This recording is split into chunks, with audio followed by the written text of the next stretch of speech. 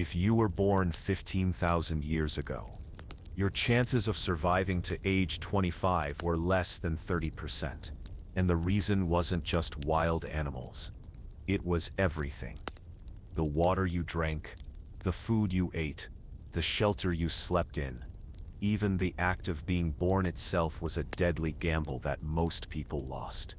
Let us know in the comments where you're watching from, and what time it is for you. It's always fascinating to see who's joining us from around the world. Now dim the lights. Maybe turn on a fan for that soft background hum. And let's ease into tonight's journey together. Picture this. You wake up tomorrow, but instead of reaching for your phone, you're reaching for a sharpened stick because something is growling outside your makeshift shelter. There's no grocery store, no medicine cabinet, no 911. There's just you, your small band of fellow humans in a world that's actively trying to kill you in ways both obvious and subtle. Welcome to life as a hunter-gatherer in the Paleolithic era, roughly 15,000 years ago. This wasn't the romantic living off the land fantasy that modern survivalists dream about. This was a brutal, unforgiving existence where every single day was a fight for survival. And losing that fight meant death. Not metaphorical death. Actual, permanent, your bones will be scattered by scavengers' death. The statistics alone should terrify you. Archaeological evidence suggests that infant mortality rates hovered around 40 to 60%. That means nearly half of all babies born never made it to their first birthday.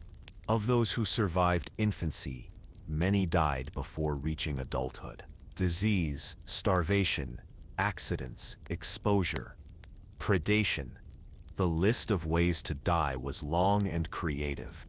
But let's start at the very beginning. Because even being born in the Stone Age was an ordeal that makes modern childbirth look like a spa day. When a woman went into labor 15,000 years ago, there were no sterile hospitals, no trained doctors, no pain medications, and certainly no emergency C-sections if things went wrong. There was just hope, experience passed down from other women, and whatever plant-based remedies the group had discovered through trial and error. And error in this context often meant death. Birth took place wherever the group happened to be camping. If they were lucky, it might be in a cave that offered some protection from wind and rain.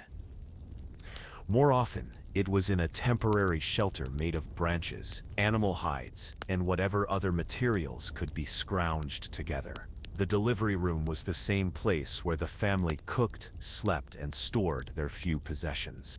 The laboring mother had no choice but to rely on the other women in her group, assuming there were any. Hunter-gatherer bands were small, typically ranging from 15 to 50 people total. In a group that size, there might be only 2 or 3 other adult women, and they had their own responsibilities, gathering food, tending to their own children, maintaining tools and clothing. They couldn't drop everything to provide round-the-clock care.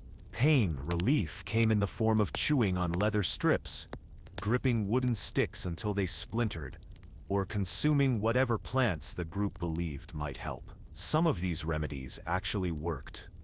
Willow bark contains compounds similar to aspirin, and certain herbs do have mild analgesic properties.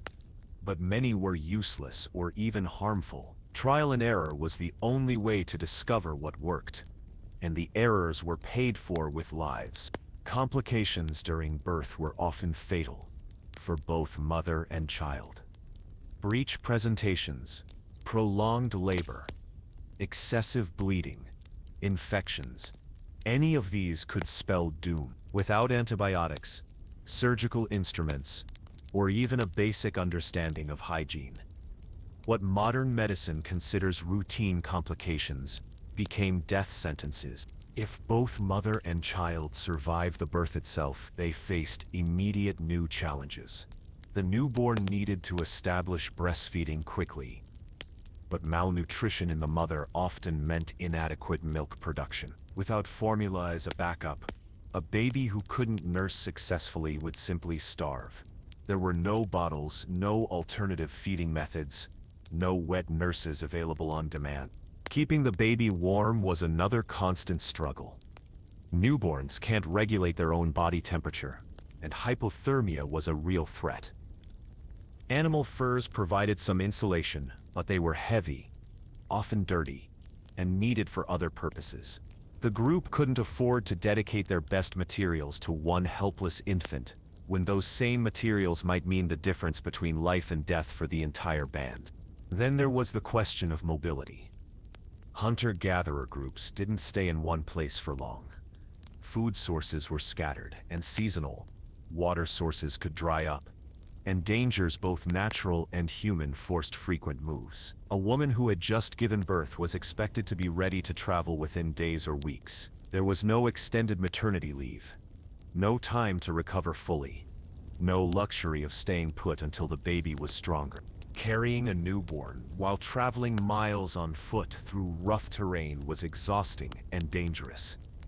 Babies are fragile, and a fall, a sudden movement, or exposure to harsh weather could injure or kill them. Yet stopping wasn't an option. The group moved when it needed to move, and individual needs took a backseat to collective survival.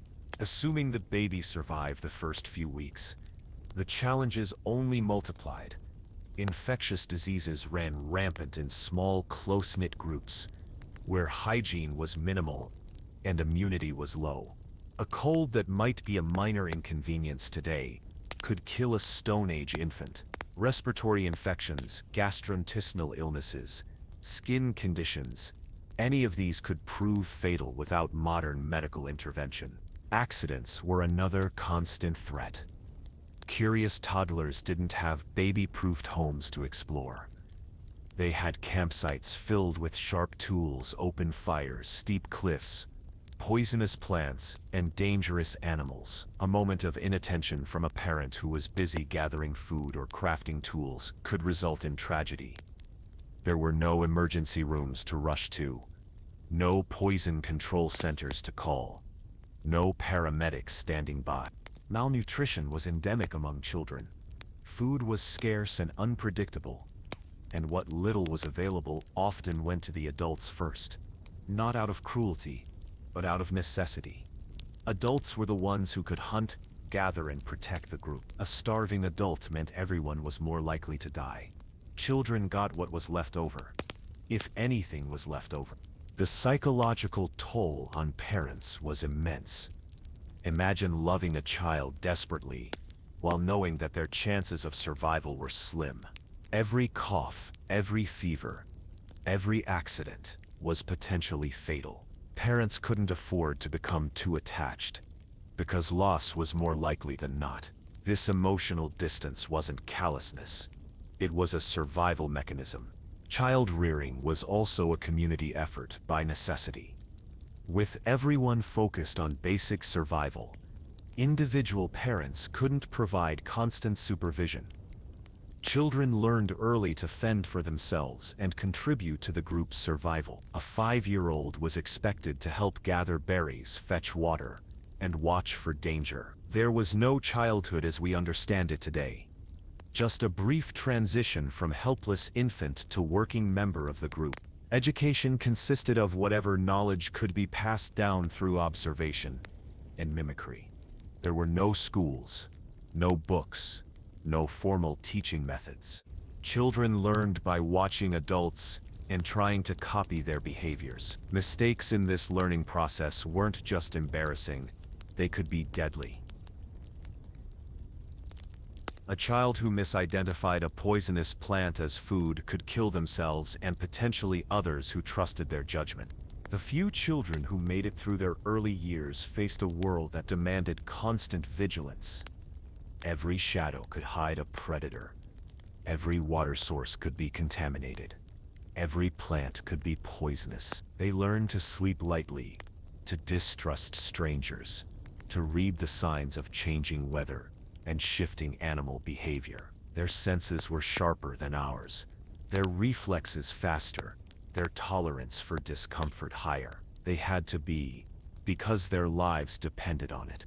Play existed, but it was purposeful. Children didn't play games for entertainment. They played to learn survival skills. Boys practiced hunting with miniature spears and slings. Girls learned to identify edible plants and craft basic tools. Even their toys were functional training devices that could mean the difference between life and death in adulthood. Social bonds formed early and ran deep, because cooperation was essential for survival. Children who couldn't work well with others were liabilities that the group couldn't afford. Those who showed signs of antisocial behavior, mental illness, or physical disabilities faced harsh realities. In a world where every person had to contribute or the entire group suffered, there was no room for those who couldn't pull their weight. Disease wasn't the only threat children faced. Natural disasters could wipe out entire groups without warning. Floods, wildfires, earthquakes, volcanic eruptions, any of these could destroy everything a band had built and force survivors to start over with nothing. Children who lived through such catastrophes often emerged traumatized and malnourished, facing an even more uncertain future. The constant stress of survival took its toll on developing minds and bodies. Chronic malnutrition stunted growth and delayed development. Constant fear and stress hormone exposure affected brain development. Many children who survived to adulthood bore the physical and psychological scars of their harsh upbringing for the rest of their lives. Yet somehow, some children not only survived but thrived. They developed incredible skills that modern humans have largely lost. They could track animals by scent alone, predict weather patterns days in advance, and identify hundreds of different plants by sight, smell, and taste. Their bodies were lean and strong, adapted to a life of constant physical activity. Their minds were sharp and focused, capable of intense concentration and split-second decision-making. These survivors carried forward the knowledge and skills that kept their species alive. They became the adults who would face even greater challenges, who would need to hunt massive predators with primitive weapons, who would need to survive ice ages and droughts and diseases that could wipe out their entire world. But we're getting ahead of ourselves. For now, it's enough to understand that simply making it through childhood as a hunter-gatherer was an achievement in itself. Every adult in a Stone Age band was a survivor who had beaten odds that would terrify modern parents. They had endured things that would break most people today. And they had done it before they were old enough to vote, drive a car, or even understand the full scope of the dangers they faced. The children who survived this gauntlet weren't lucky. They were tough, smart, and absolutely ruthless when it came to survival. They had to be, because the alternative was death, and death in the Stone Age was neither quick nor merciful. The alarm clock that woke a hunter-gatherer wasn't the gentle chime of a smartphone or even the crow of a rooster. It was the rumbling of an empty stomach, the bite of cold air against exposed skin, or the distant howl of a predator that had caught the scent of your sleeping group. There was no snooze button on survival. No rolling over for 5 more minutes of rest. When your body demanded attention, you gave it, because ignoring those signals could mean death before sunset. Let's follow a typical day in the life of someone who lived 15,000 years ago. Starting from the moment consciousness returned after a night of fitful interrupted sleep. You wake before dawn, not because you want to, but because your body has learned that early morning is often the safest time to move. The darkness before sunrise offers some concealment from predators that hunt by sight, but it's light enough to spot immediate dangers. Your eyes open slowly, and the first thing you do isn't stretch or yawn. It's listen. Complete, absolute silence for 30 seconds while your brain processes every sound around you. The whisper of wind through leaves. The distant call of birds beginning their morning songs. The soft breathing of other members of your band sleeping nearby. These are good sounds, normal sounds. What you're listening for are the sounds that don't belong. The snap of a twig under a heavy foot, the rustle of bushes with no wind to move them. The sudden absence of insect noise that might indicate a large predator moving through the area. Satisfied that no immediate threats are present, you slowly sit up, every joint in your body protesting. You're 25 years old, but your body feels ancient. Years of sleeping on hard ground, carrying heavy loads, and enduring constant physical stress have taken their toll. Your back aches, your knees creak, and your muscles are stiff from the cold. Modern humans complain about minor aches and pains, but you've learned to function with a level of chronic discomfort that would send most people to the emergency room. The first priority isn't food or water, it's assessment. You need to know the status of your group, your surroundings, and your resources before making any other decisions. You quietly check on the other members of your band. Are they all still breathing? Any signs of illness or injury? Is the elderly woman who's been coughing for weeks still alive? What about the child who developed a fever yesterday? This morning assessment isn't morbid curiosity, it's practical necessity. Dead or severely ill members of the group represent both a loss of productive capability and a potential health hazard. Bodies need to be dealt with quickly in warm weather. To prevent disease, sick members need care, which means resources and energy diverted from other survival tasks. Every morning brought the possibility of discovering that your already small group had become even smaller overnight. Next, you examine your immediate environment. Did any animals visit during the night? Are there fresh tracks around your sleeping area? Signs of scavenging around your food storage? Evidence that predators have been testing your defenses? The ground around a hunter-gatherer camp was like a daily newspaper, filled with information about who had visited, what they were doing, and whether they posed a threat. Weather assessment comes next. What does the sky look like? Are those storm clouds building on the horizon? Is the wind shifting in a way that might indicate changing weather patterns? How cold did it get during the night? And what does that suggest about the day ahead? Weather wasn't just a matter of comfort. It was a life or death concern that influenced every decision about where to go, what to do, and how to allocate resources. Now comes the most critical morning ritual: water assessment. How much water does your group have left? What's the quality of your current supply? When and where will you find the next reliable water source? Water was the ultimate limiting factor in hunter-gatherer life. You could survive for weeks without food if necessary, but only days without water. Everything else, hunting, gathering, travel plans, camp location, revolved around water availability. If your water supply is running low, everything else becomes secondary. The group will need to move toward the nearest known water source, even if it means abandoning other plans or exposing yourselves to additional dangers. Dehydration affects decision-making, physical capability, and immune function. A group that waits too long to address water needs doesn't just risk thirst. They risk making poor decisions that compound their problems. Assuming water needs are met, attention turns to food. What edible supplies does the group have left from previous gathering and hunting efforts? How long will these supplies last at current consumption rates? What food sources are available in the immediate area? What's the weather outlook for gathering activities? Are there signs of animal activity that might indicate hunting opportunity? Food planning in the Stone Age wasn't about deciding between breakfast options, it was about calculating survival margins. How many calories does each group member need to maintain basic function?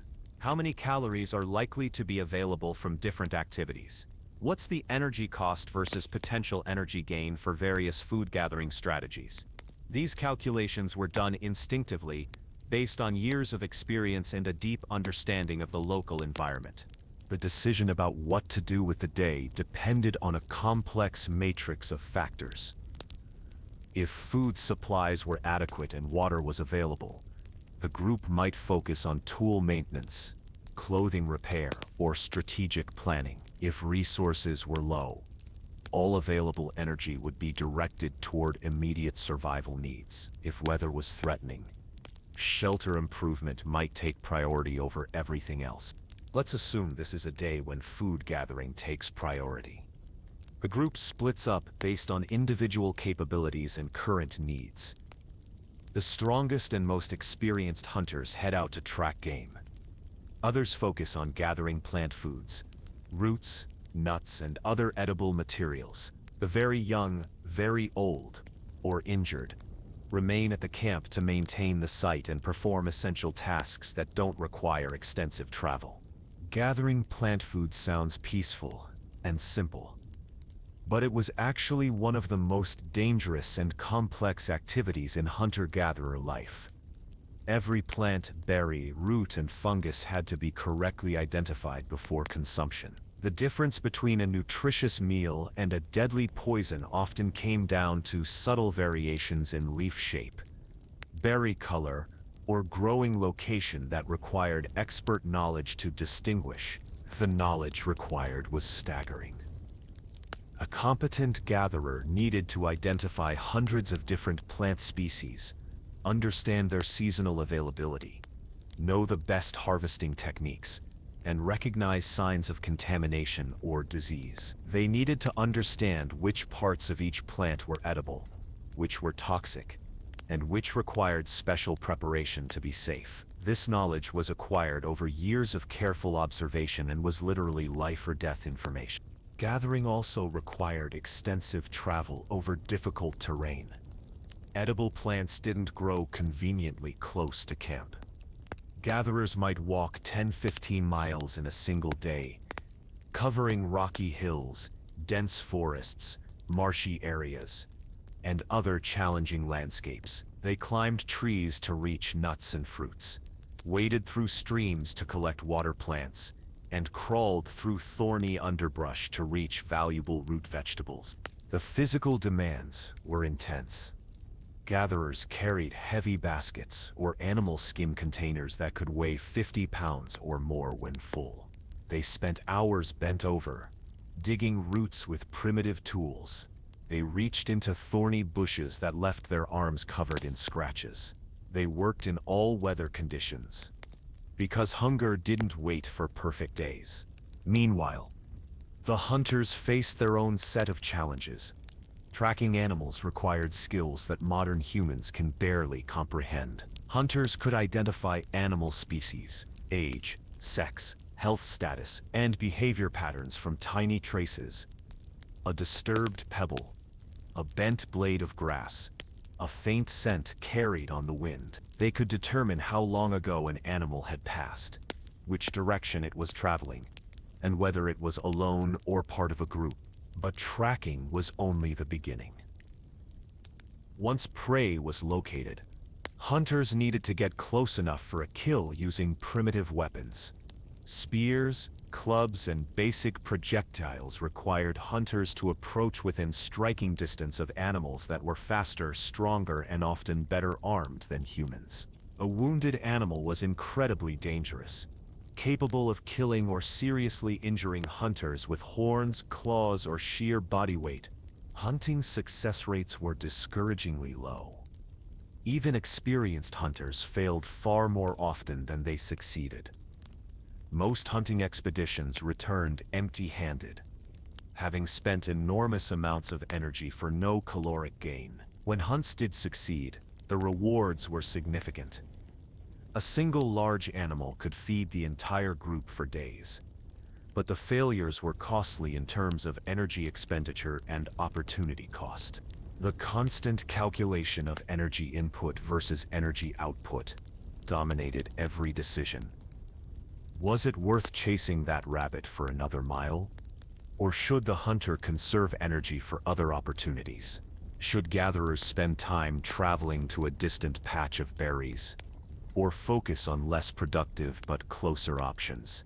These calculations were made dozens of times each day, with wrong decisions potentially leading to starvation.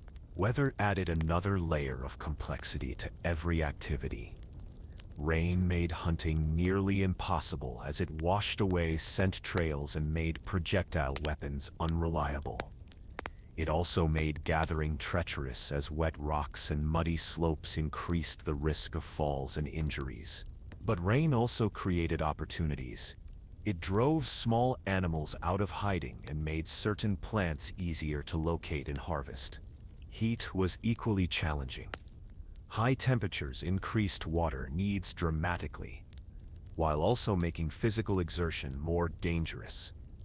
Heat stroke was a real threat, and dehydration could set in quickly during strenuous activities. Yet hot weather also made some food sources more accessible and increased the activity of certain prey animals.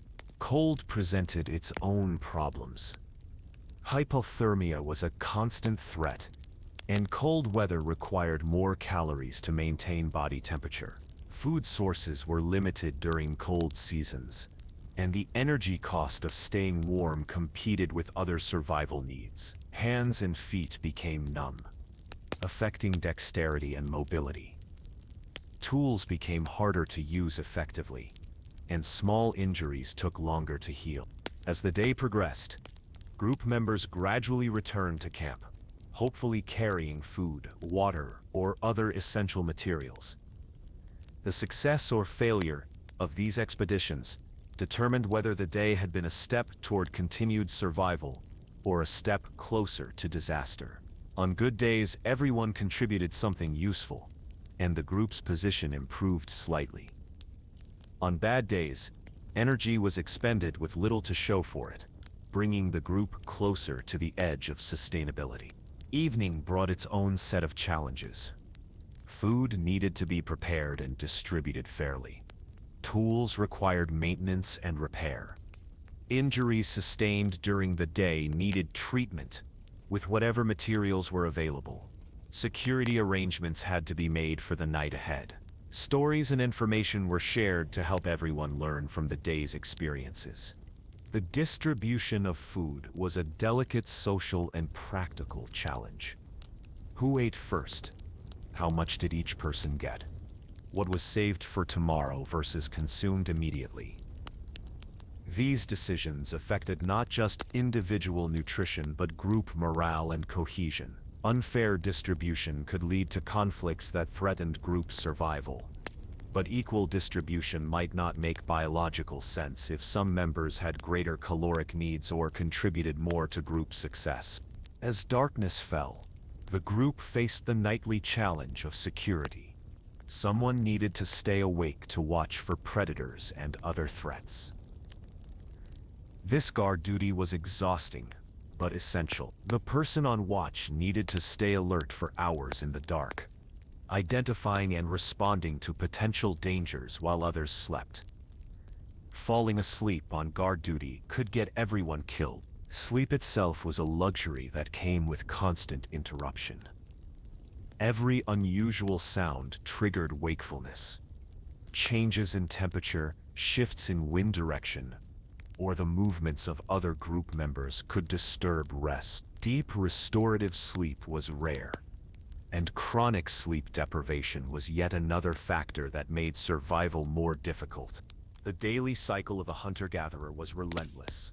There were no weekends, no vacations, no sick days, and no retirement. Every day brought the same fundamental challenges: find food, find water, avoid danger, maintain tools, care for group members, and prepare for tomorrow's challenges. Success meant surviving another day. Failure meant death, and death was always just one mistake, one accident, one stroke of bad luck away. This was the reality that our ancestors faced every single day for thousands of years. It wasn't an adventure or a lifestyle choice. It was a grinding, exhausting struggle against a world that offered no mercy and no second chances. Those who survived long enough to reproduce weren't just lucky. They were exceptionally skilled. incredibly tough, and absolutely ruthless when it came to making the hard choices that survival demanded. Hunting wasn't the noble pursuit depicted in cave paintings and modern fantasies. It was a desperate, dangerous gamble, where failure meant starvation and success often came at the cost of serious injury or death. Every hunt was essentially a battle between humans armed with sharpened sticks and animals equipped with claws, fangs, horns, and the speed to outrun anything on two legs. The romanticized image of the skilled hunter bringing down massive prey with a single perfectly aimed spear is largely fiction. The reality was far more brutal, chaotic, and terrifying. Most hunts ended in failure. Those that succeeded were often bloody, exhausting ordeals that left hunters battered, wounded, and traumatized. The animals our ancestors hunted weren't passive victims. They were formidable adversaries fighting for their lives with every weapon nature had given them. Let's examine what it really meant to hunt for survival in the Stone Age, starting with the most basic challenge: finding prey in the first place. Tracking animals required skills that border on the supernatural by modern standards. A competent hunter could read the landscape like a book, interpreting signs that would be invisible to contemporary humans. A single footprint could reveal not just the species and size of an animal, but its age, health, emotional state, and recent activities. Disturbed vegetation, scratches on trees, scent markings, and even the direction of scattered droppings all told parts of a complex story about animal behavior and movement pattern. But reading sign was only the beginning. Hunters needed to understand animal psychology, predicting where prey would go next based on weather patterns, seasonal changes, food availability, and social dynamics. They had to think like the animals they pursued, anticipating their reactions to different stimuli and planning ambush sites accordingly. This required an intimate knowledge of local ecosystems that took decades to develop and could never be fully mastered. The weapons available to Stone Age hunters were crude and unreliable by any standard. Spears were essentially sharpened sticks, sometimes tipped with napped stone points that were sharp but brittle. These projectiles had limited range and accuracy, requiring hunters to get dangerously close to their targets. A missed Thor often meant the difference between dinner and death, either from starvation or from an angry animal that was now aware of the hunter's presence. Bows and arrows, where they existed, were improvements but still primitive. The bows were made from whatever wood was available, with sinew or plant fiber strings that could snap at the worst possible moment.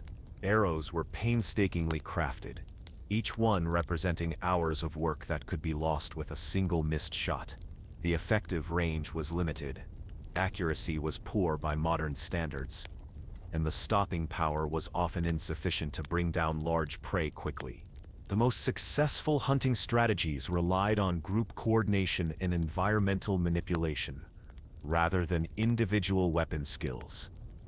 Persistence hunting involved chasing animals until they collapsed from exhaustion, a technique that could take hours or even days of continuous pursuit. Hunters would relay each other, maintaining pressure on the prey, while individual pursuers rested and recovered. This method worked because humans had superior endurance compared to most prey animals, but it required incredible physical conditioning and coordination among multiple hunters. Drive hunting involved using fire, noise, or coordinated movement to panic animals into running toward hidden hunters or natural traps like cliffs or bog areas. These hunts required careful planning, precise timing, and the cooperation of most or all group members. When they worked, drive hunts could result in multiple kills that fed the group for extended periods. When they failed, the enormous energy expenditure could leave the entire group weakened and vulnerable. Ambush hunting meant waiting motionlessly for hours or days near water sources, game trails, or feeding areas. Hunters had to remain perfectly still while insects bit them, Weather conditions changed and their bodies cramped from maintaining uncomfortable positions. The mental discipline required was extraordinary. A moment of inattention, a slight movement at the wrong time, or a sound at the crucial moment could waste days of preparation and positioning. But let's focus on what happened when a hunt actually encountered prey, because this is where the true dangers became apparent. Imagine approaching a massive aurochs, the wild ancestor of domestic cattle, standing 6 feet at the shoulder and weighing over a ton. These animals were aggressive, unpredictable, and equipped with horns that could easily gore a human. Getting close enough for a spear thrust meant accepting the very real possibility of being trampled, gored, or tossed like a rag doll. Even a successful attack might only wound the animal, creating an enraged, injured beast that was now specifically focused on destroying its attackers. Cave bears were another nightmare scenario that hunters sometimes faced. These massive predators stood over 10 feet tall on their hind legs and had no fear of humans. They were intelligent, adaptable, and perfectly capable of hunting hunters. A wounded cave bear became a killing machine that could chase down humans over long distances and had the strength to literally tear people apart. Fighting one meant accepting that some hunters probably wouldn't survive the encounter. Woolly mammoths represented the ultimate hunting challenge and the ultimate risk. These animals were the size of modern elephants, but covered in thick fur and equipped with massive tusks that could crush a human with a casual swing. Mammoth hunting required elaborate preparations, multiple hunters working in perfect coordination, and strategies that bordered on suicidal. Hunters had to get close enough to target vital areas while avoiding tusks, trunk, and feet that could kill instantly. The actual moment of attack was pure chaos. Animals didn't stand still to be speared. They fought back with desperate fury, using every natural weapon at their disposal. Hunters found themselves grappling with thrashing, bleeding beasts that outweighed them by hundreds or thousands of pounds. Spears broke, hunters were thrown or trampled, and the carefully planned attack often devolved into a desperate struggle for survival. Injuries during hunts were common, and often severe. Broken bones from being kicked or trampled, deep gashes from claws, horns, or tusks, crushing injuries from being pinned under heavy animals. Hunters regularly returned from expeditions with wounds that would require immediate medical attention by modern standards, but had to be treated with primitive first aid techniques that were often ineffective or harmful. Consider the psychological impact of these encounters. Hunters had to deliberately seek out and attack animals that were capable of killing them instantly. They had to overcome every natural human instincts for self-preservation and engage in close combat with creatures designed by nature to be perfect killing machines. The mental stress of repeatedly facing life or death situations took its toll in ways that ancient humans had no framework to understand or address. Even successful hunts created new problems and dangers. A wounded animal that escaped could become a long-term threat to the entire group. Wounded predators, in particular, sometimes developed a specific hatred for humans and would actively hunt the hunters. Stories passed down through oral traditions spoke of individual bears, cats, or other predators that became legendary killers, stalking human groups for months or years after surviving hunting attempts. The logistics of dealing with a successful kill presented their own challenges. Large animals had to be butchered quickly before the meat spoiled, but this process attracted scavengers and predators from miles around. The smell of blood and fresh meat was like an alarm bell for every carnivore in the area. Hunters often found themselves defending their kill against competitors that were better armed and more dangerous than the original prey. Butchering was a race against time and nature. The meat had to be cut into manageable portions, separated from bones and organs, and either consumed immediately or preserved through smoking, drying, or other techniques. This work was physically exhausting and had to be done while maintaining constant vigilance for threats. Hunters who were already exhausted from the kill itself now faced hours of additional labor under potentially dangerous conditions. Transport was another major challenge. A single large animal could provide hundreds of pounds of meat, but moving that much weight back to camp required multiple trips or the entire group working together. This created vulnerability. Either hunters had to leave valuable meat unguarded while they transported loads, or the entire group had to relocate to the kill site, abandoning their established camp and security arrangements. The weapons used in hunting were not only primitive but also dangerous to their users. Spear points could break off in animals, leaving hunters with useless wooden sticks. The force required to drive a spear into a large animal often resulted in shoulder injuries, strained backs, and damaged joints. Throwing weapons with maximum force repeatedly could cause repetitive stress injuries that limited future hunting effectiveness. Stone-tipped weapons were particularly problematic, while sharp, stone points were also brittle and unpredictable. They could shatter on impact, sending sharp fragments flying in all directions. Hunters often suffered cuts and puncture wounds from their own weapons, either during the hunt itself or while crafting and maintaining their tools. The failure rate for hunts was discouragingly high. Archaeological evidence suggests that even experienced hunters succeeded in making kills less than 20% of the time. This meant that for every successful hunt, there were 4 or more expeditions that consumed energy and resources without providing any return. The energy cost of unsuccessful hunts had to be factored into survival calculations, and groups that experienced extended runs of hunting failures could quickly find themselves in desperate situations. Weather added yet another layer of danger to hunting activities. Rain made tracking nearly impossible and turned weapons into liability. Wet spear shafts became slippery and unreliable. Bowstrings stretched or snapped. Footing became treacherous, increasing the risk of falls during critical moments. Cold weather numbed hands and reduced dexterity, making precise weapon use much more difficult. Heat brought different problems. Dehydration during long pursuits could impair judgment and physical performance. Heat exhaustion was a real threat during persistence hunts that could last for hours. High temperatures also meant that successful kills had to be processed even more quickly before the meat spoiled, adding time pressure to an already stressful situation. Night hunting was sometimes necessary, but exponentially more dangerous. Limited visibility made it difficult to track prey or identify threats.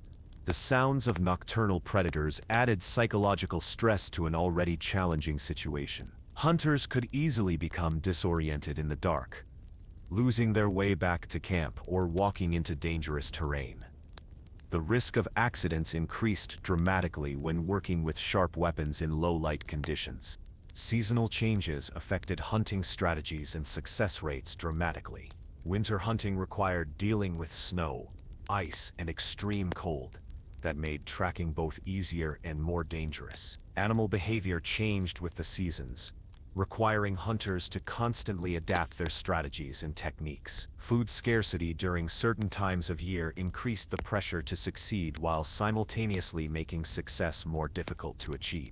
The psychological toll of repeated hunting expeditions was severe. Hunters had to maintain aggressive mindsets while also exercising extreme caution. They needed to be ready to kill or be killed at any moment, but also capable of making split-second decisions that could affect group survival. The constant stress of life-or-death situations created mental health challenges that had no effective treatment options. Social dynamics within hunting groups created additional pressures.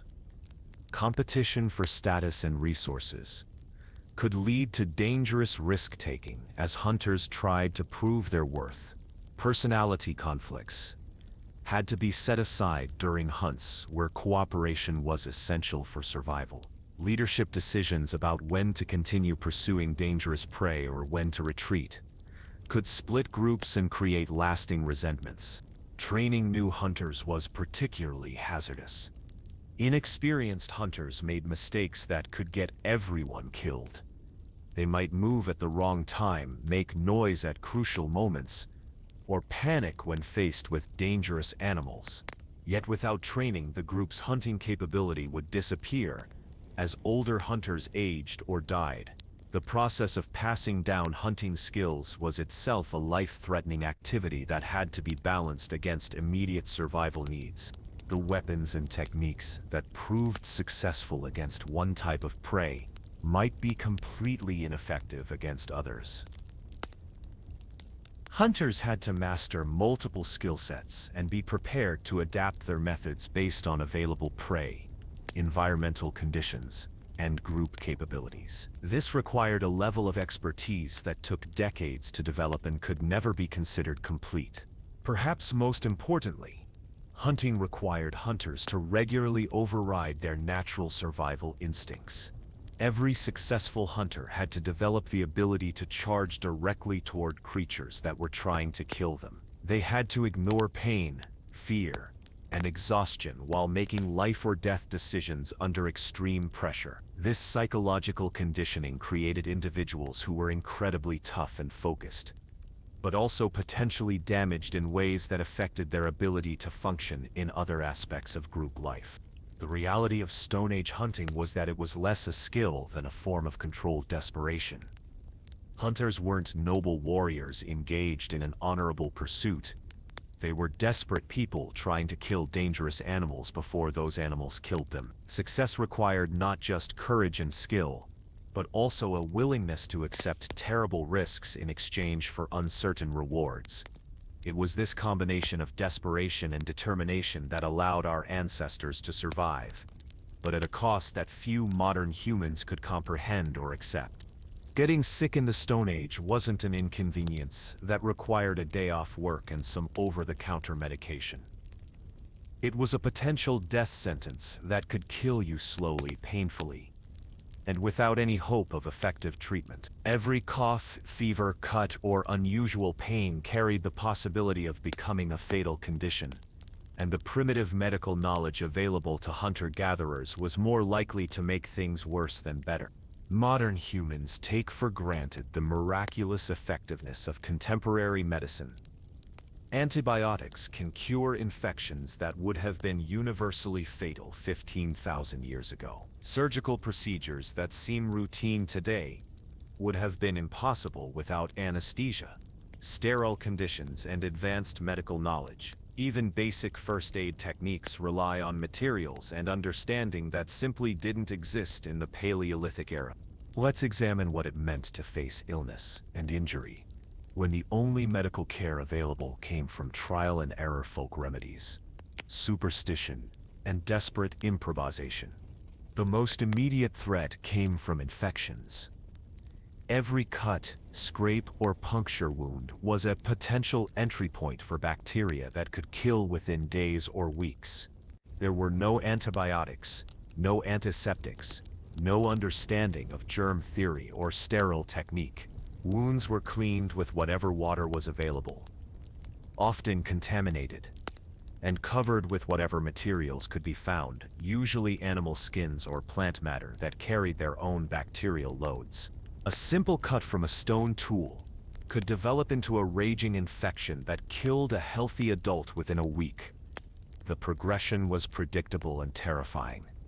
Initial injury, swelling, and redness, streaks of infection moving up the affected limb, fever, delirium, and death. Hunters and gatherers watched helplessly as minor injuries transformed into fatal conditions, knowing that tomorrow they might face the same fate from an equally trivial accident. Gangrene was a constant threat, particularly for injuries to extremities. Without proper circulation, antibiotics, or surgical intervention, damaged tissue would begin to rot while still attached to the living body. The smell was overwhelming, the pain excruciating, and the outcome almost always fatal. Some groups may have discovered that amputation could sometimes save lives, but performing such procedures with stone tools and no anesthesia was itself likely to kill the patient. Broken bones presented their own set of challenges. Without proper setting, immobilization, or medical supervision, fractures often healed incorrectly, leaving survivors with permanent disabilities that made survival more difficult. Compound fractures, where broken bones pierced the skin, were usually fatal due to infection.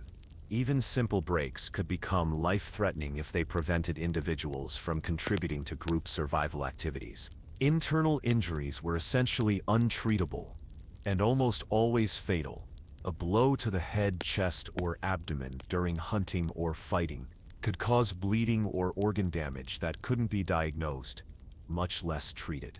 Hunters who suffered internal injuries might linger for days or weeks, consuming precious resources while slowly dying from conditions that were completely beyond the group's ability to address. Dental problems were widespread and incredibly painful. Without dental care, tooth decay and gum disease were common, leading to abscesses, infections, and extreme pain that could make eating impossible. A severe tooth infection could spread to the brain or heart, causing death. The only treatment available was extraction using crude tools, a procedure that was agonizingly painful and often resulted in additional complications.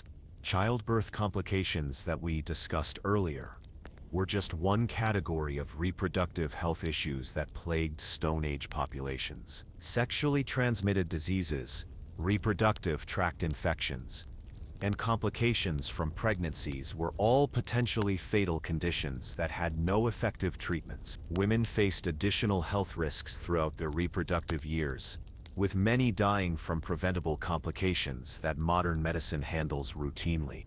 Respiratory diseases were particularly deadly in the close quarters living situations of hunter-gatherer groups. Pneumonia, tuberculosis, and other lung infections spread rapidly through small populations and killed efficiently. The combination of poor nutrition, constant exposure to smoke from fires, and lack of adequate shelter made respiratory systems vulnerable to diseases that could wipe out entire groups during harsh weather conditions. Gastrointestinal diseases were another major killer. Contaminated water, spoiled food, and poor sanitation led to dysentery, food poisoning, and parasitic infections that could kill through dehydration and malnutrition. Diarrheal diseases were particularly dangerous for children and elderly group members who had less resilience to fluid loss and electrolyte imbalances. The folk medicine available to hunter-gatherers was a mixture of genuine botanical knowledge, superstition, and dangerous practices based on incomplete understanding. Some plant-based remedies did have real therapeutic effects. Willow bark contains compounds similar to aspirin, and certain herbs have legitimate medicinal properties. But for every helpful remedy, there were dozens of useless or harmful treatments that could make conditions worse. Pain management was primitive and often ineffective. The strongest analgesic available might be fermented plant matter, with mild intoxicating effects, or the psychological relief provided by ritual and communal support. Severe pain from injuries, infections, or chronic conditions had to be endured without effective relief, often for extended periods. The psychological impact of constant untreatable pain added another layer of suffering to already difficult medical conditions.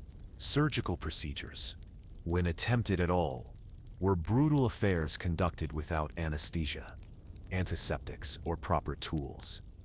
Cutting instruments were stone knives or sharp bones that couldn't be properly sterilized. Any surgery carried enormous risks of infection, bleeding, and shock that were often worse than the original condition. Most surgical attempts probably killed more patients than they saved, but desperate situations sometimes demanded desperate measures. Mental health issues had no framework for understanding or treatment. What we now recognize as depression, anxiety, PTSD, or other psychological conditions were interpreted through supernatural or moral frameworks. Individuals suffering from mental illness might be seen as cursed, possessed, or morally deficient. Treatment, if any, involved rituals or social practices that were unlikely to address the underlying conditions and might actually increase psychological stress. Pregnancy and childbirth were medical events with extremely high mortality rates for both mothers and infants. Without understanding of hygiene, proper nutrition, or emergency procedures, complications that modern medicine handles routinely became death sentences. Breech presentations, excessive bleeding, infections, and other obstetric emergencies killed mothers and babies regularly, creating additional trauma for surviving family members. Childhood diseases were particularly devastating in populations with no immunity or effective treatments. Measles, smallpox, and other infectious diseases could kill large percentages of children in affected groups. Even relatively minor childhood illnesses could become fatal when combined with malnutrition, poor living conditions, and lack of effective medical care. The diagnostic capabilities available to Stone Age healers were extremely limited. Without understanding of anatomy, physiology, or disease processes, medical practitioners had to rely on external symptoms and guesswork to determine what was wrong with patients. Misdiagnosis was common, and treatments based on incorrect understanding of medical conditions often did more harm than good. Pharmaceutical knowledge was limited to whatever plants, minerals, or animal products were available locally and had been discovered through trial and error to have some effect on medical conditions. There was no understanding of dosages, drug interactions, or side effects. Patients might be given substances that were toxic in the amounts administered, or combinations of treatments that worked against each other. Epidemic diseases could wipe out entire groups with terrifying speed.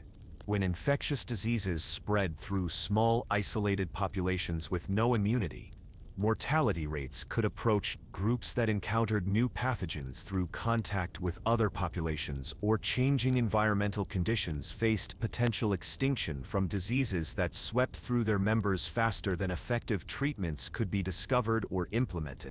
Chronic conditions that are manageable today were progressive death sentences in the Stone Age. Diabetes, heart disease, kidney problems, and other chronic illnesses gradually weakened individuals until they could no longer contribute to group survival activities. Without effective treatments, these conditions progressed inevitably toward disability and death, often after extended periods of suffering. The psychological impact of witnessing constant death and suffering took its toll on entire groups. Watching friends and family members die from conditions that seemed to strike randomly created a climate of fear and helplessness that affected group morale and decision-making.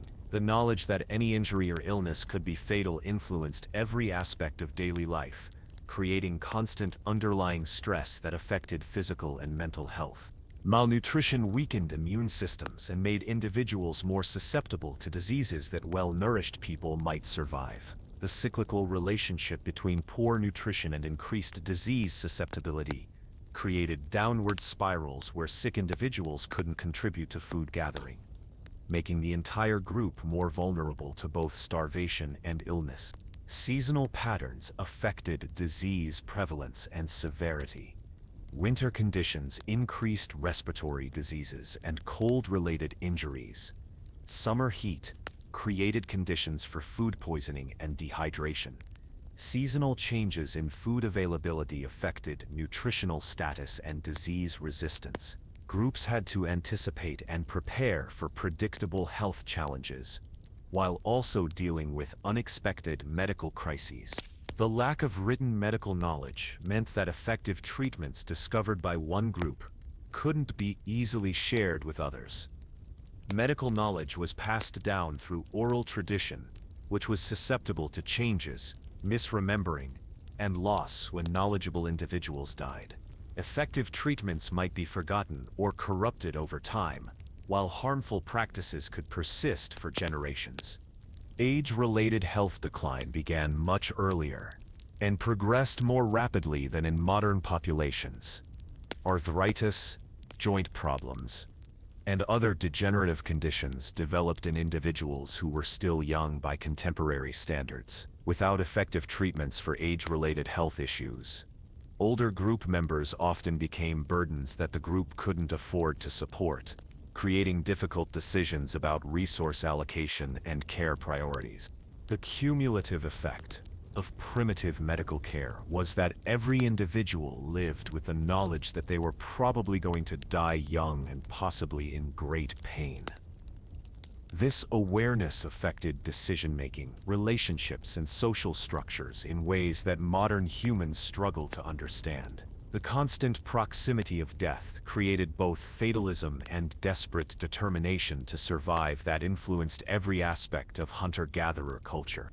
Perhaps most tragically, many of the medical conditions that killed Stone Age humans were completely preventable or easily treatable by modern standards. Simple infections that respond to basic antibiotics killed healthy adults in their prime. Nutritional deficiencies that could be corrected with proper diet caused suffering and death. Injuries that modern emergency medicine handles routinely became fatal complications in the absence of proper medical care.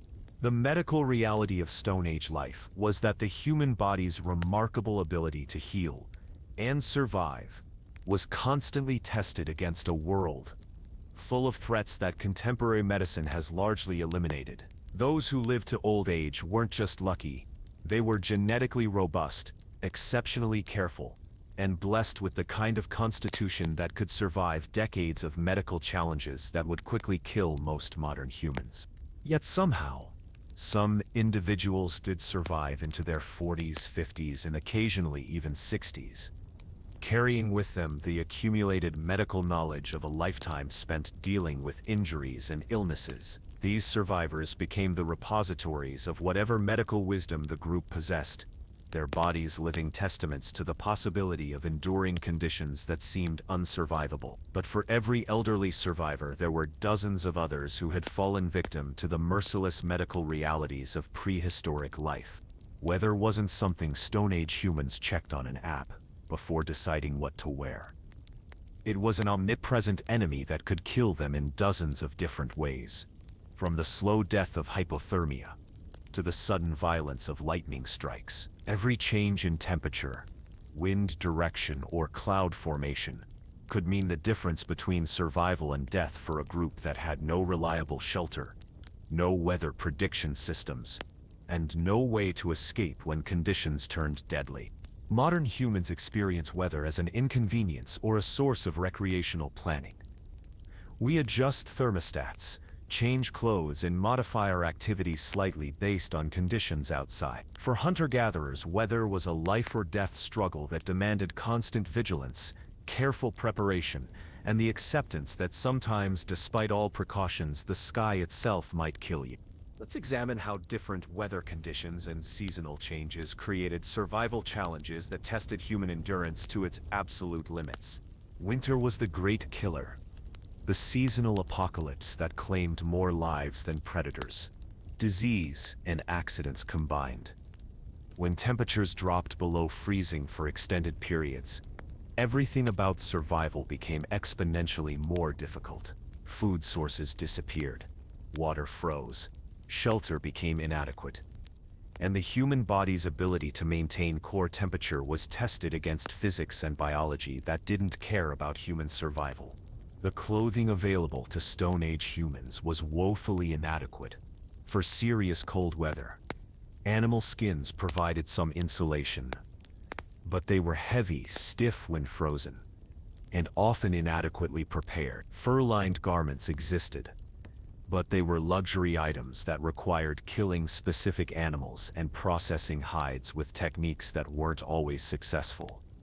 Most people faced winter cold, wearing layered skins that provided minimal protection against temperatures that could kill in hours. Hypothermia was a constant threat that could develop gradually or strike with frightening speed. The early stages were insidious, increased shivering, reduced dexterity, impaired judgment. But as core body temperature continued to drop, Victims became confused, lethargic, and unable to make the decisions necessary for survival. People died of hypothermia, while their companions watched helplessly, unable to provide enough heat to reverse the process. Frostbite claimed fingers, toes, and facial features with ruthless efficiency. Exposed extremities would freeze solid, the tissue dying while still attached to the living body. The pain was initially excruciating, then disappeared entirely as nerve endings were destroyed. Victims often didn't realize the extent of frostbite damage until it was too late to save affected body parts. Severe frostbite led to infection, gangrene, and death. Shelter during winter was a desperate improvisation that rarely provided adequate protection. Caves offered the best protection, but they were rare, often occupied by dangerous animals, and fought over by competing human groups. Most winter shelters were constructed from available materials, branches, animal hides, stones, that provided minimal insulation against sub-freezing temperatures. Inside these shelters, temperatures might be only marginally warmer than outside conditions. Heating these primitive shelters required constant fires that consumed enormous amounts of fuel. Wood had to be gathered continuously, often in dangerous conditions, and stored in ways that kept it dry enough to burn. Fire represented life during winter months, but maintaining fires required constant attention, fuel supplies that could be exhausted, and acceptance of the risks that came with open flames in confined spaces. Carbon monoxide poisoning was a real threat in poorly ventilated winter shelters. The same fires that provided life-saving heat could produce deadly gases that accumulated in enclosed spaces. Groups faced an impossible choice: adequate ventilation that let in killing cold, or sealed shelters that might poison everyone inside. Many winter deaths probably resulted from carbon monoxide exposure that groups had no way to detect or understand. Food storage and preservation became critical challenges during months when fresh food sources were unavailable. Without refrigeration or effective preservation techniques, groups had to rely on dried meat, stored nuts and roots, and whatever plant materials could be gathered before winter set in. These food stores were vulnerable to spoilage, pest infestations, and theft by both animals and competing human groups. Water sources froze solid during severe winter weather, forcing groups to melt snow and ice for drinking water. This process required precious fuel and provided water that was often contaminated with ash, debris, or animal waste that had been frozen into ice formations. Dehydration was a serious threat even in cold weather, as people often didn't recognize their fluid needs while focusing on staying warm. The psychological impact of winter was as devastating as the physical challenges. Months of confinement in inadequate shelters, constant cold, limited food, and the death of group members created depression, anxiety, and social tensions that could tear groups apart. Seasonal affective disorder wasn't just a modern diagnosis. It was a survival threat that affected decision-making and group cohesion when cooperation was most essential. Spring brought relief from winter's death grip, but it also created new dangers. Melting snow and ice led to flooding that could destroy camps, scatter food stores, and drown anyone caught in swollen rivers or streams. The rapid change from frozen to flowing water created unpredictable hazards that could trap or kill the unwary. Spring also brought the return of insects in numbers that modern humans can barely imagine. Without effective repellents or protective clothing, people were subjected to constant attacks from mosquitoes, flies, ticks, and other blood-sucking pests. These insects weren't just annoying, they carried diseases that could kill, caused infections through their bites, and made sleep and normal activities nearly impossible during peak season. Summer presented its own lethal challenges. Heat exhaustion and heat stroke were serious threats during periods of high temperature and humidity. Without air conditioning, cooling systems, or adequate water supplies, People had to endure temperatures that pushed human physiology to its limits. Work had to continue regardless of heat conditions, as survival tasks couldn't be postponed because of uncomfortable weather. Dehydration during hot weather was a constant danger that could develop faster than people realized. Sweat rates could exceed water intake, leading to electrolyte imbalances that caused weakness, confusion, and eventual collapse. Finding adequate water sources during dry periods became a life-or-death priority that influenced every other survival decision. Drought conditions could last for months or years, creating widespread starvation as plant foods disappeared and animal populations migrated or died. Groups faced impossible choices during severe droughts: stay in familiar territory and risk starvation, or migrate to unknown areas where they might face hostile groups, unfamiliar dangers, and no guarantee of better conditions. Thunderstorms brought multiple threats that could strike without warning. Lightning kills were relatively rare, but spectacular, and groups had no understanding of how to avoid electrical hazards. Heavy rains could flood camps, ruin food stores, and create muddy conditions that made travel dangerous. High winds could destroy shelters, uproot trees that crushed people, and create flying debris that caused serious injuries. Tornadoes were regional nightmares that could wipe out entire groups in minutes. Without warning systems or storm shelters, people caught in tornado paths had virtually no chance of survival. The complete destruction of all possessions, shelters, and food stores left survivors in desperate situations with no resources for recovery. Hailstorms could kill people directly through impact injuries or indirectly by destroying food sources and damaging equipment. Large hailstones could cause concussions, broken bones, and lacerations that led to infection and death. Crops and wild plant foods could be completely destroyed by severe hailstorms, creating immediate food security crises.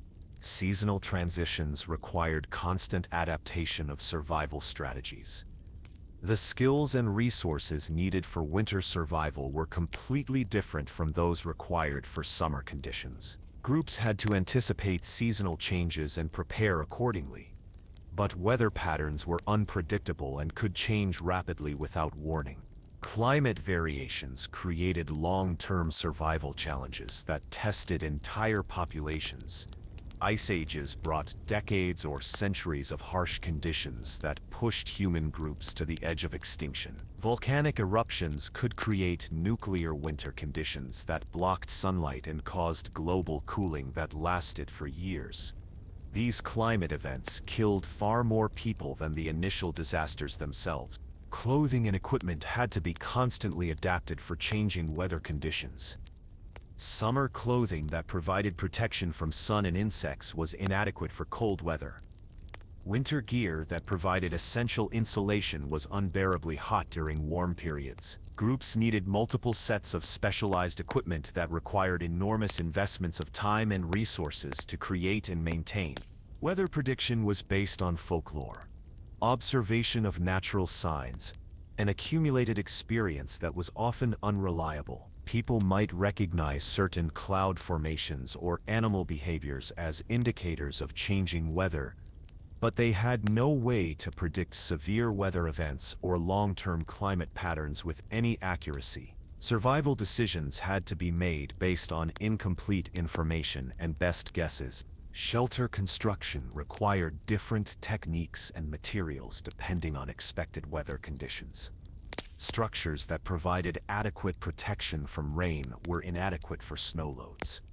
Windbreaks that worked in moderate conditions could be destroyed by severe storms. Groups needed multiple shelter options, and the knowledge to construct appropriate protection for whatever weather conditions they might face.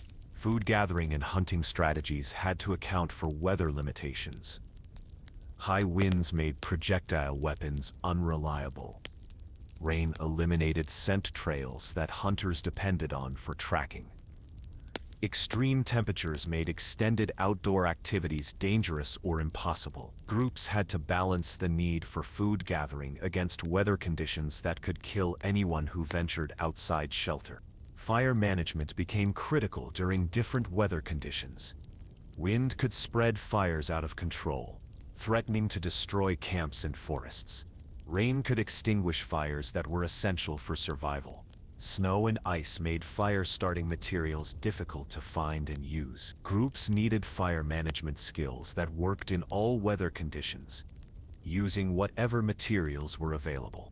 The cumulative stress of dealing with constant weather threats affected physical and mental health in ways that compounded other survival challenges. Sleep deprivation from uncomfortable conditions, malnutrition from weather-related food shortages, and chronic stress from unpredictable threats, all combined to weaken immune systems and reduce the body's ability to cope with additional challenges.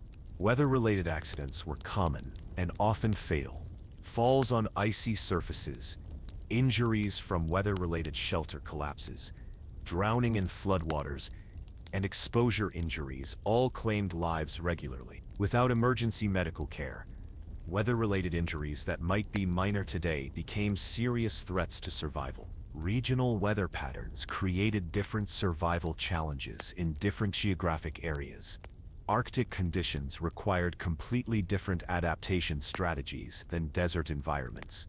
Coastal areas faced storm surges and hurricane threats that inland groups never encountered. Mountain environments created altitude-related health issues and avalanche dangers that were unknown in flat terrain. Seasonal migration patterns were often necessary, but created new risks and challenges. Moving entire groups across long distances exposed everyone to weather hazards, territorial conflicts, and the possibility of getting lost or separated. Groups had to time migrations carefully to avoid the worst weather conditions, while also ensuring they reached seasonal resources when they were available. Perhaps most importantly, weather conditions could change faster than human groups could adapt.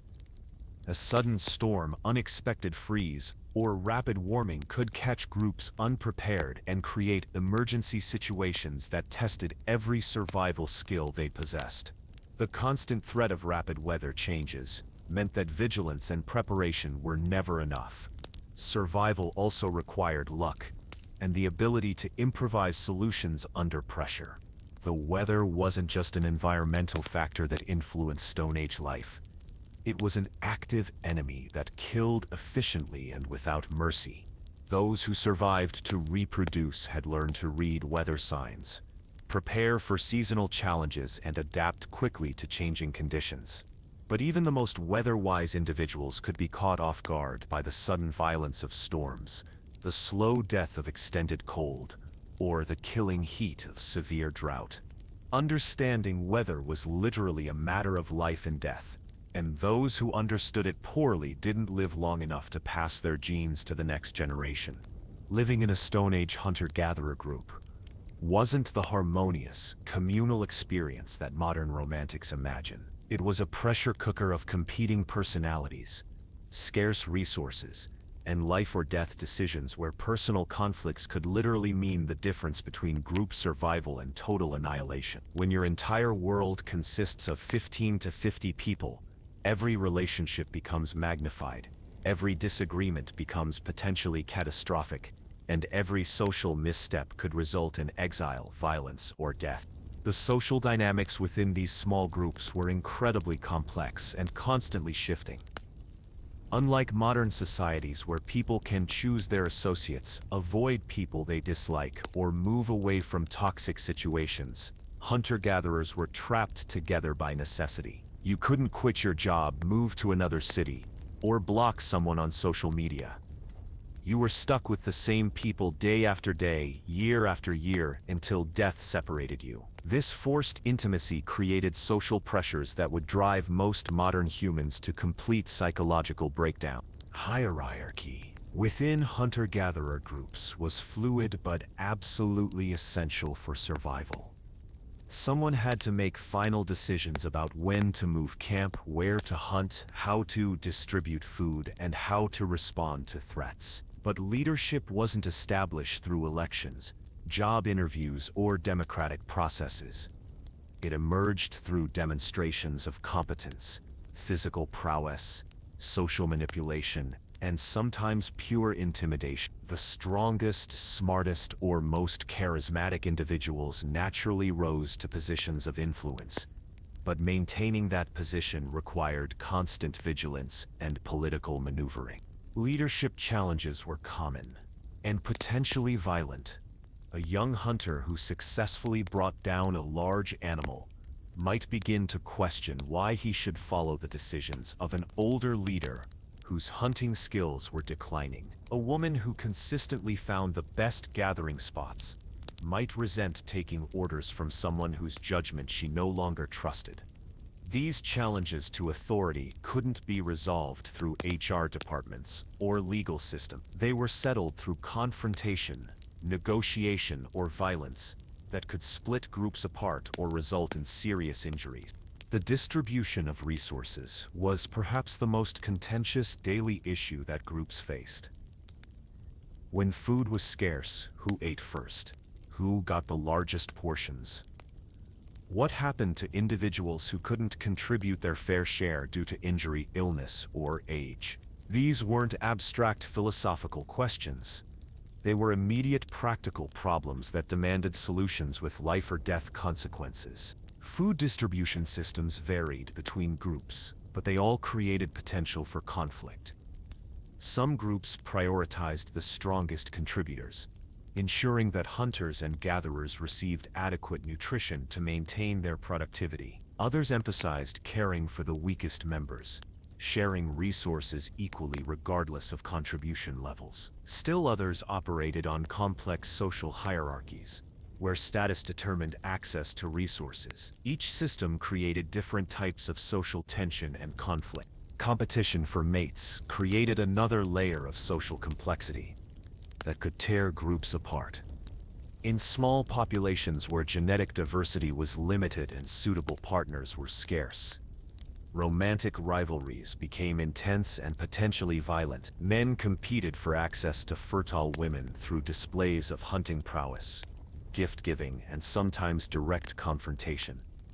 Women, despite having less obvious agency in these arrangements, still exercised preferences that could create jealousy and conflict among potential suitors. Marriage arrangements were often more about alliance building and resource sharing than romantic love. Families negotiated partnerships that would strengthen the group's survival prospects, create useful skills combinations, or establish favorable power balances. But these practical arrangements could clash with individual desires, creating resentment, adultery, and conflicts that disrupted group harmony. Child-rearing responsibilities created additional sources of tension. Whose children received the best protection during dangerous situations? How much of the group's limited resources should be devoted to caring for children who might not survive to adulthood? What happened when parents disagreed about discipline, education, or care priorities? These questions became even more complex. When children were orphaned and the group had to decide whether to adopt them, abandon them, or allocate precious resources to their care.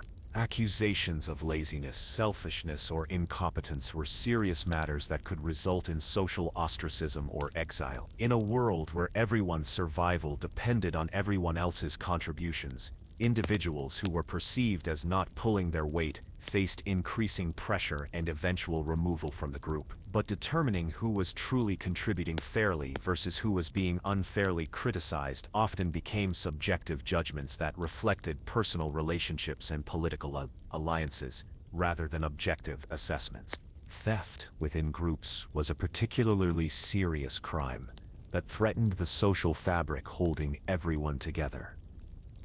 When possessions were limited and essential for survival, stealing someone's tools, food, or materials was potentially a death sentence for the victim. Groups developed various methods for preventing and punishing theft, but accusations of stealing could be used as weapons in personal conflicts, and determining guilt without modern investigative techniques often relied on social pressure and group consensus that could be influenced by popularity and politics.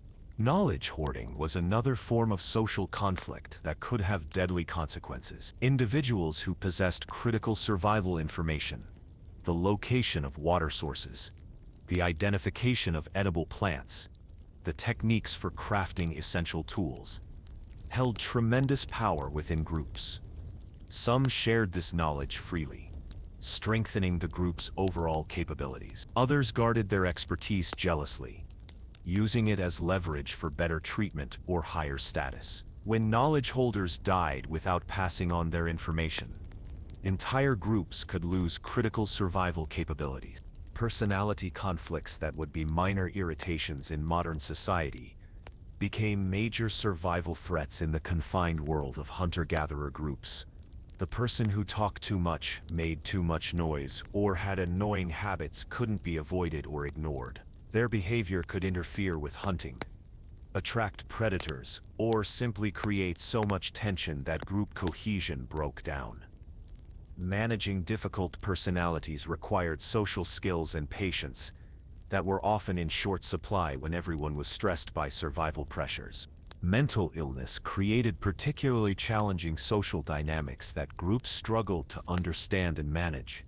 Individuals suffering from what we now recognize as depression, anxiety, bipolar disorder, or other psychological conditions were often viewed through supernatural or moral frameworks. They might be seen as possessed by spirits, cursed by enemies, or morally deficient. Treatment attempts could range from supportive care to outright abuse, depending on how the group interpreted the individual's condition and behavior. Violence within groups was always a possibility that lurked beneath the surface of daily interactions. Physical fights could erupt over resource disputes, personal slights, or accumulated resentments. But violence between group members was extremely dangerous for overall survival prospects. Injuries reduced the group's productive capacity, and serious conflicts could split groups apart, leaving everyone more vulnerable to external threats. Banishment was the ultimate social punishment that groups could impose on troublesome members. Exile from the group was often equivalent to a death sentence, as individuals had little chance of surviving alone in hostile environments. The threat of banishment was a powerful tool for maintaining social control, but it also meant that groups sometimes lost valuable members whose skills and knowledge could have contributed to survival if their social problems had been resolved differently. Territorial conflicts with other human groups added external pressures that affected internal social dynamics. Competition for hunting grounds, water sources, and seasonal resources could lead to warfare that tested group loyalty and revealed hidden tensions. Decisions about whether to fight, flee, or negotiate with rival groups often exposed disagreements about leadership, risk tolerance, and group priorities that had been simmering beneath the surface.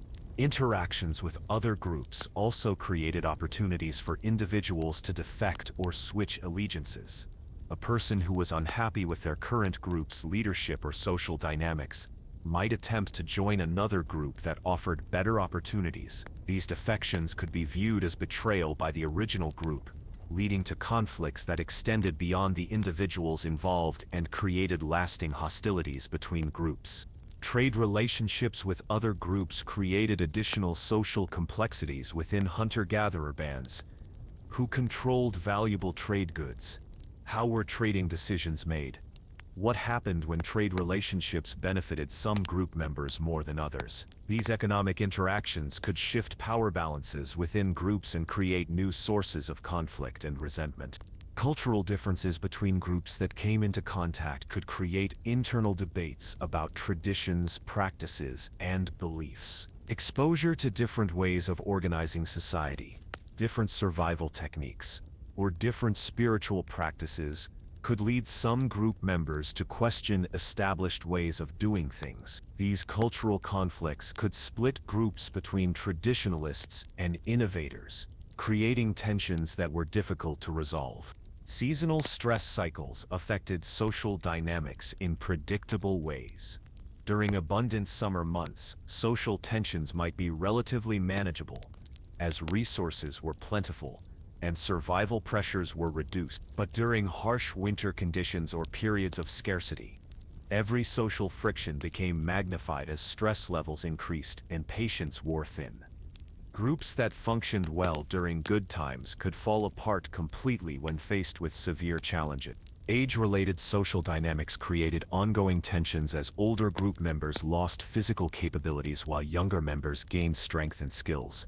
Respect for elder wisdom had to be balanced against practical needs for physical productivity. Decisions about when older members should step aside from leadership roles, how much care should be provided to aging individuals, and how to honor contributions while acknowledging declining capabilities required delicate social negotiation.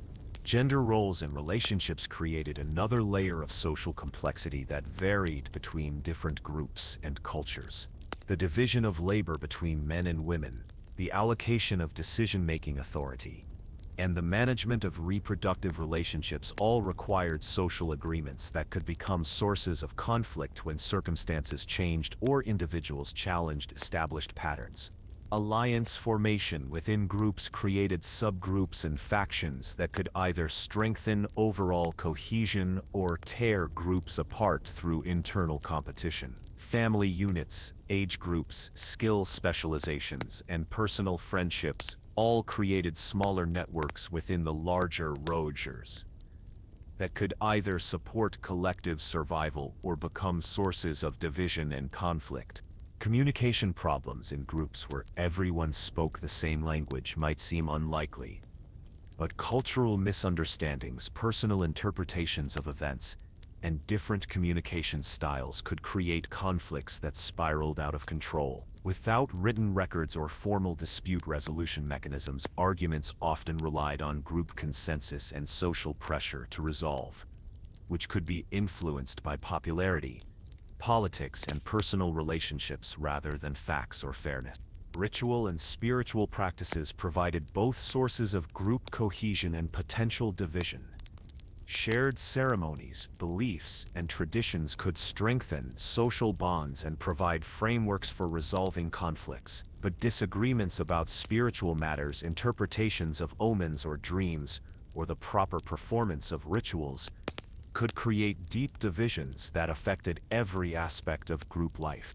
The psychological toll of constant social navigation, while simultaneously dealing with survival pressures, created stress levels that would be considered unbearable by modern standards. Every interaction carried potential consequences for individual survival and group stability. People had to maintain complex social relationships while also focusing on hunting, gathering, tool-making, and all the other practical tasks necessary for staying alive. Social memory of past conflicts, grievances, and betrayals could influence group dynamics for years or decades. Without formal legal systems or therapeutic interventions, resentments and grudges could fester indefinitely, affecting relationships and decision-making long after the original incidents had passed. Groups developed various mechanisms for managing these persistent social tensions, but they remained constant background threats to group stability. Leadership succession created particularly dangerous periods when groups were vulnerable to social upheaval.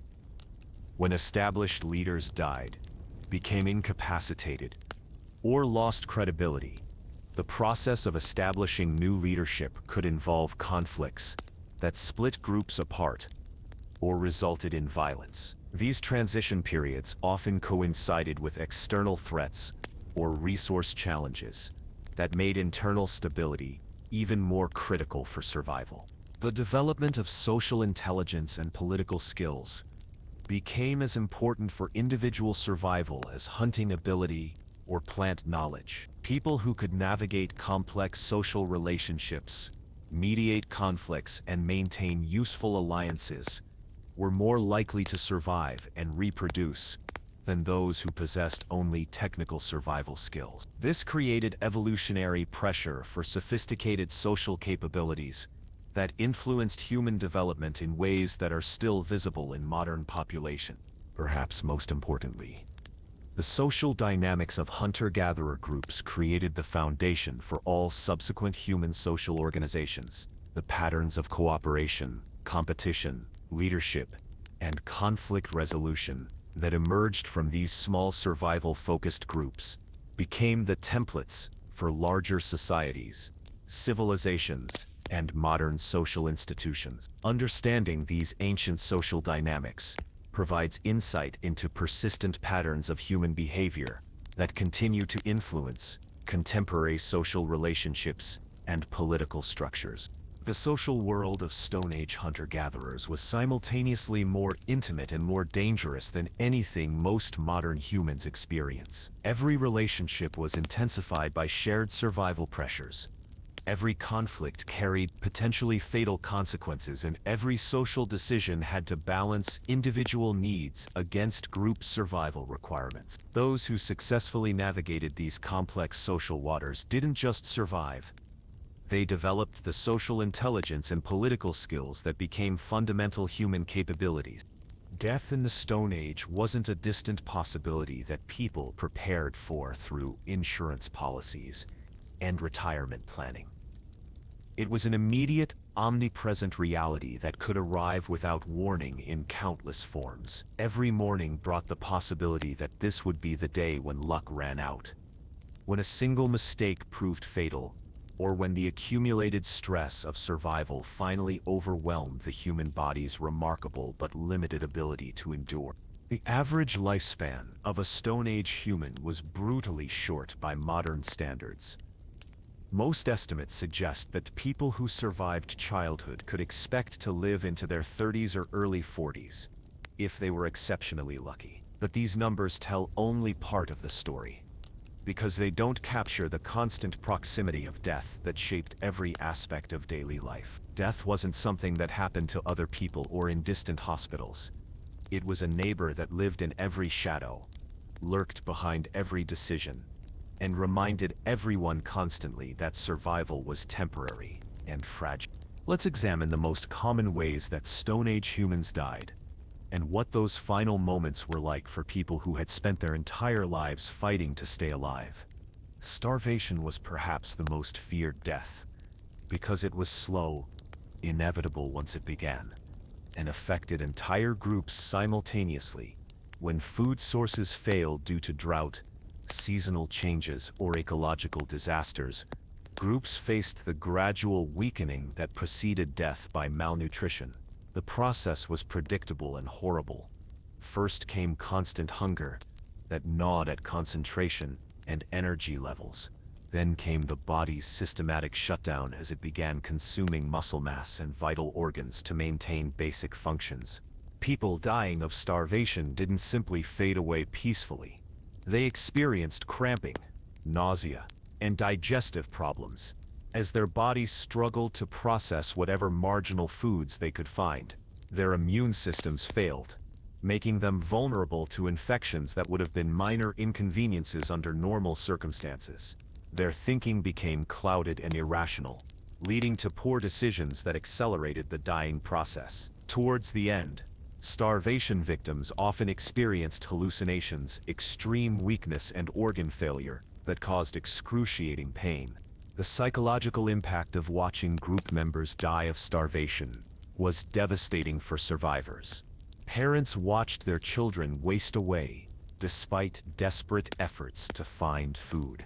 Children watched their parents grow weaker and more desperate each day. The knowledge that everyone was slowly dying created panic, depression, and sometimes violent conflicts over whatever food remained. Groups that had functioned cohesively for years could disintegrate completely when faced with mass starvation. Predator attacks, while less common than starvation, created some of the most violent and traumatic deaths that Stone Age humans experienced. Cave bears, saber-toothed cats, and other large predators were perfectly designed killing machines that could dismember humans in seconds. These attacks usually happened with little warning. A shadow moving in peripheral vision, a sudden roar, and then chaos as massive claws and teeth tore through human flesh. Victims of predator attacks, who survived the initial assault, often died slowly from massive trauma, blood loss, and infection. Without modern surgical techniques or antibiotics, severe mauling injuries were almost always fatal. Survivors described the sounds of these attacks: the screaming, the tearing of flesh, the horrible silence that followed, as memories that haunted them for the rest of their lives. The knowledge that predators were always present added constant stress to daily activities and influenced decisions about where to travel, when to venture outside shelter, and how to organize group movements. Disease killed more Stone Age humans than any other single cause, often striking with bewildering speed and affecting multiple group members simultaneously. Infectious diseases spread rapidly through small populations with limited immunity and no understanding of contamination or quarantine procedures. A single sick individual returning from contact with another group could trigger epidemics that killed 80–90% of the affected population within weeks. The progression of epidemic diseases was terrifying to witness and experience. Fever, delirium, hemorrhaging, and other dramatic symptoms appeared suddenly in previously healthy individuals. Traditional healing methods were completely ineffective against unfamiliar pathogens, leaving healers and group members feeling helpless as friends and family members died in rapid succession. Entire knowledge systems, cultural traditions, and survival capabilities could be lost when epidemic diseases killed the individuals who carried that information. Respiratory diseases were particularly deadly during winter months when groups were confined together in poorly ventilated shelters. Pneumonia, tuberculosis, and other lung infections spread easily and killed efficiently in populations weakened by malnutrition and exposure. Victims experienced difficulty breathing, persistent coughing that brought up blood, and eventual suffocation as their lungs filled with fluid. The sounds of respiratory distress, gasping, wheezing, and desperate attempts to breathe created additional psychological trauma for family members who could only watch helplessly. Gastrointestinal diseases caused some of the most unpleasant deaths through severe dehydration and electrolyte imbalances. Dysentery, food poisoning, and parasitic infections led to uncontrollable diarrhea and vomiting that quickly depleted body fluids faster than they could be replaced. Victims experienced severe cramping, weakness, and eventual organ failure, as their bodies lost the ability to maintain basic functions. These deaths were particularly traumatic because they were messy, smelly, and degrading for people who valued personal dignity. Accidents were constant threats that could kill instantly or create injuries that led to slow, painful deaths. Falls from cliffs while gathering food, crushing injuries from rock slides or falling trees, and drowning in rivers or lakes claimed lives regularly. Hunting accidents were especially common and often fatal. Spear wounds from missed throws, crushing injuries from large animals, and falls while pursuing prey over dangerous terrain. Burns from cooking fires or wildfire accidents created some of the most agonizing deaths that Stone Age humans experienced.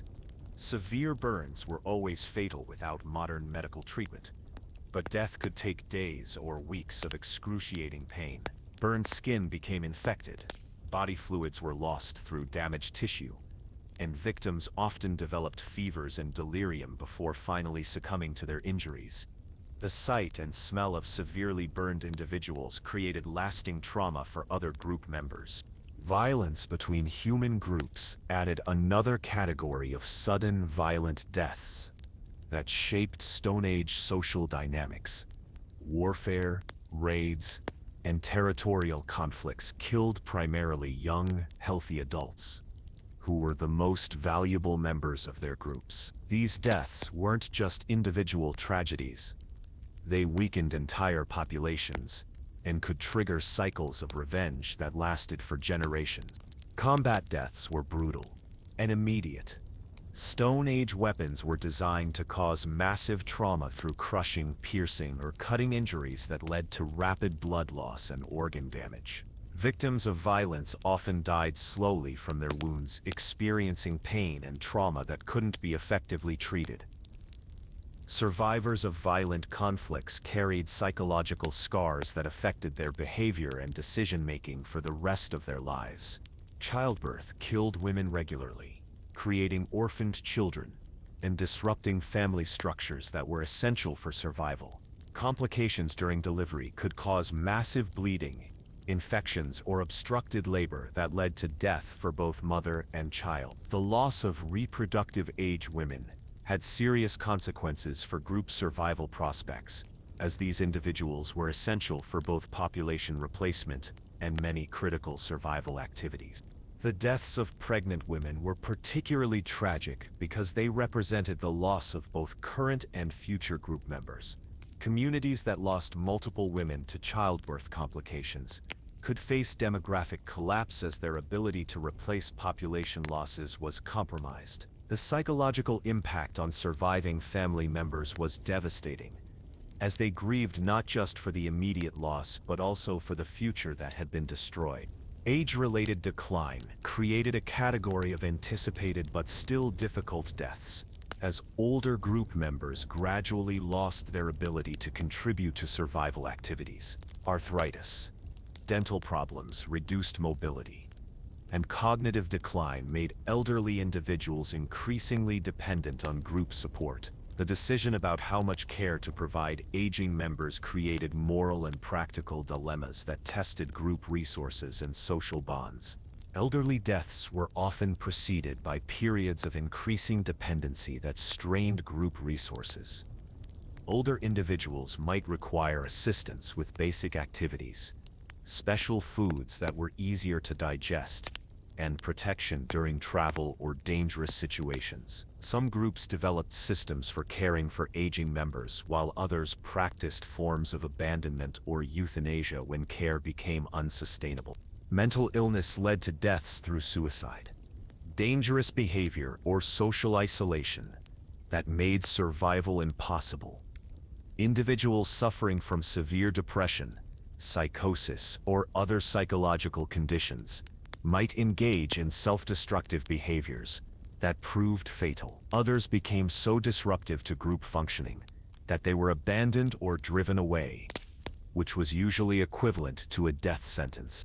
The lack of understanding about mental health meant that psychological conditions were often interpreted through supernatural frameworks that could make treatment harmful rather than helpful. People experiencing mental health crises might be subjected to violent treatments designed to drive out evil spirits, or they might be ostracized from their communities at precisely the moment when they needed the most support.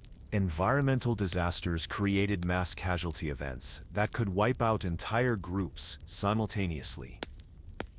Volcanic eruptions, floods, wildfires, earthquakes, and severe storms killed people directly through trauma and indirectly by destroying resources and shelter. These catastrophic events often left survivors in desperate situations with no resources for recovery. The sudden, overwhelming nature of natural disasters created unique psychological trauma for survivors who witnessed the destruction of everything they had known. Entire landscapes could be transformed overnight, familiar landmarks destroyed, and survival resources eliminated. Survivors faced the challenge of rebuilding from nothing while also dealing with grief, trauma, and the knowledge that similar disasters could strike again without warning.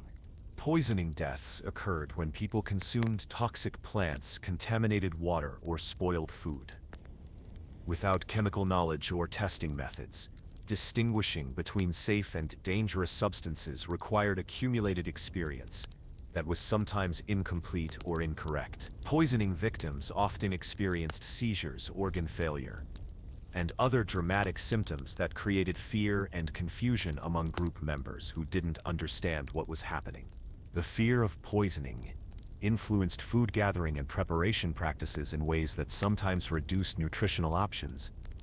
Groups might avoid entire categories of plants or foods that could be valuable resources because of uncertainty about their safety. This cautious approach probably prevented many poisoning deaths but also contributed to nutritional limitations that weakened population. Hypothermia and exposure claimed lives during severe weather conditions when shelter was inadequate or individuals became separated from their groups. These deaths were often preceded by confusion and poor decision-making, as brain function was impaired by cold. Victims might remove clothing, wander away from shelter, or make other irrational choices that accelerated the dying process. The gradual nature of hypothermia deaths meant that group members sometimes had opportunities to intervene, but they often lacked the knowledge or resources to reverse the process once it had begun. Watching someone die of exposure, while being unable to help, created feelings of helplessness and guilt that affected survivors long after the immediate crisis had passed. Perhaps most tragically, many Stone Age deaths were completely preventable by modern medical standards. Simple infections that respond to basic antibiotics, nutritional deficiencies that could be corrected with proper diet, and injuries that contemporary emergency medicine handles routinely all proved fatal in the absence of modern medical knowledge and technology. The cumulative psychological impact of constant death and suffering shaped Stone Age human cultures in profound ways. Spiritual beliefs, social practices, and individual behaviors all reflected attempts to understand, predict, and cope with the omnipresence of death. Some groups developed elaborate funeral rituals that helped process grief and maintain social bonds. Others practiced forms of death acceptance that reduced anxiety about inevitable mortality. The knowledge that death was always imminent influenced decision-making in ways that modern humans struggle to understand. Risk assessment, resource allocation, and social relationships all operated under the assumption that individual lives were fragile and temporary. This created both fatalism and fierce determination to survive that shaped every aspect of daily existence. Grief processing in Stone Age communities had to be balanced against immediate survival needs. Groups couldn't afford extended periods of mourning that interfered with essential activities, but they also needed ways to process loss and maintain emotional bonds with surviving members. Different cultures developed various approaches to managing grief that reflected their specific survival challenges and social structures. The deaths of knowledge holders created particularly serious consequences for group survival prospects. When individuals with critical skills or information died without passing on their expertise, entire survival capabilities could be lost. Groups developed various methods for preserving and transmitting essential knowledge, but sudden deaths could still create gaps that weakened overall survival prospects. Children's deaths were especially devastating because they represented not just immediate loss, but also the failure of enormous investments of time, energy, and resources. Parents who had devoted years to caring for children received no return on that investment when their offspring died before reaching reproductive age. The high childhood mortality rates meant that successful child rearing was both critically important and statistically unlikely.